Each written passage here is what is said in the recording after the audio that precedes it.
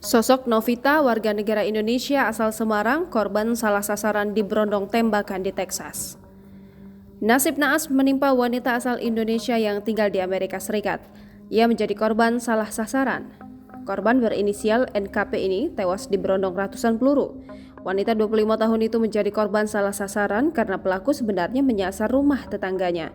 Novita merupakan warga negara Indonesia yang tinggal di Texas selama 3 tahun. Dia tinggal bersama suaminya, Robert Brazil Jr. Novita diketahui berasal dari Semarang, Jawa Tengah.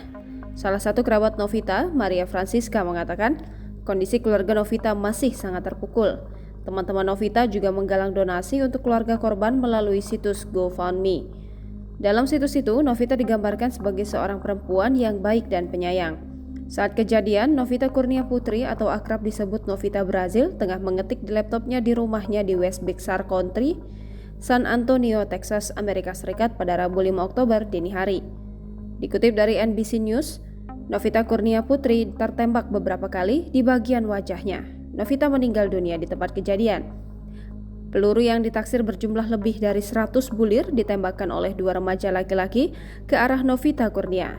Kedua pelaku telah tertangkap dan diamankan pihak kepolisian setempat, yakni Deputi Texas. Petugas kepolisian tiba beberapa saat setelah tembakan senjata otomatis terdengar di sekitar kawasan Bexar County. Mereka melihat sebuah mobil sedan putih mengebut meninggalkan lokasi. Setelah pengejaran dilakukan dibantu helikopter polisi, kedua pelaku tertangkap di Jalan Bebas Hambatan 151 dan Acme Road. Dua remaja berusia 14 dan 15 tahun itu pun ditangkap. Jangan lupa subscribe, share, komen, dan like ya!